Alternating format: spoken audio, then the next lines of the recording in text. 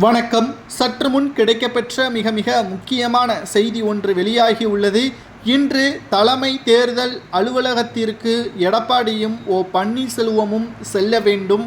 ஆனால் எடப்பாடி இந்த பயணத்தை ரத்து செய்துவிட்டார். ஓபிஎஸ் அவர்கள் தலைமை தேர்தல் ஆணையத்திடம் சென்று தன்னுடைய குறைகளை ஒட்டுமொத்தமாக கடிதம் மூலமாக தெரிவித்துவிட்டு அதிமுகவிற்கு எடப்பாடி துரோகம் செய்துவிட்டார் என்றும் தன்னுடைய ஒருங்கிணைப்பாளர் பதவி வருகின்ற 2026 வரை உள்ளது என்றும் பொதுச்செயலாளர் பதவியே தேர்தல் ஆணையமும் நீதிமன்றமும் இன்னும் அங்கீகரிக்கப்படவில்லை, ஆகையால் இரட்டை இலை சின்னத்தை என்னிடம் ஒப்படைக்க வேண்டும் என்றும் அனைத்து இந்திய அண்ணா திராவிட முன்னேற்ற கழகத்தின் பொறுப்புகள் அனைத்தையும் நான் மட்டும்தான் பார்த்து கொள்ள முடியும், ஒருங்கிணைப்பாளர் பதவிதான் அதிமுகவின் உச்சவரம்பு பதவி என்றும் பொதுச் செயலாளர் பதவியில் மறைந்த முதல்வர் ஜெயலலிதா அவர்களது மறைவிற்கு பிறகு அந்த பதவியை யாரும் பயன்படுத்த முடியாத அளவிற்கு கொள்கையை நாங்கள் செய்திருக்கிறோம், அந்த கொள்கையை மாற்றியமைத்து தொண்டர்களுக்கும் துரோகம் செய்துவிட்டார் எடப்பாடி என்று ஓபிஎஸ் அவர்கள் தலைமை தேர்தல் அதிகாரிகளிடம் தெரிவித்துவிட்டார்.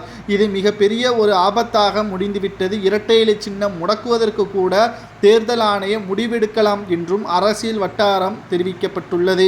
மேலும் எடப்பாடிக்கு கால அவகாசம் கொடுக்கப்பட்டு 24ஆம் தேதி எடப்பாடி நேரடியாக ஆஜராகவில்லை என்றால் தேர்தல் ஆணையம் எடுக்கக்கூடிய முடிவிற்கு எடப்பாடி கட்டுப்பட வேண்டும். நீதிமன்றத்திடம் அந்த கடிதம் கொடுக்கப்படும். இதனால் ஓபிஎஸ் அவர்களுக்கு இரட்டை இலை சின்னம் கொடுக்கப்படலாம் அல்லது இரட்டை இலை சின்னம் முடக்கப்படலாம் என்ற தகவலும் தற்பொழுது வெளியாகியுள்ளது. அனைத்து இந்திய அண்ணா திராவிட முன்னேற்ற கழகத்திற்கு பேர் இழப்பாக எடப்பாடி செய்த துரோகம் தற்பொழுது தேர்தல் ஆணையத்தில் இன்று செல்ல வேண்டும் என்பதை மறந்துவிட்டு கால நீடிப்பு கேட்கக்கூடிய அளவிற்கு அவருக்கு என்ன வேலை இருக்கிறது? எம்ஜிஆர் அவர்களால் உருவாக்கப்பட்ட அதிமுகவை எடப்பாடி அவர்கள் தற்பொழுது நாசமாக்கி கொண்டிருக்கிறார் என்றும் எடப்பாடிக்கு எதிராக அதிமுகவின் தொண்டர்களும் தற்பொழுது கூறி வருகிறார்கள். எடப்பாடி சிறந்த தலைவர் என்றால் எதற்காக மக்களவை தேர்தலில் ஒரு இடங்களில் கூட வெற்றியடைய முடியவில்லை?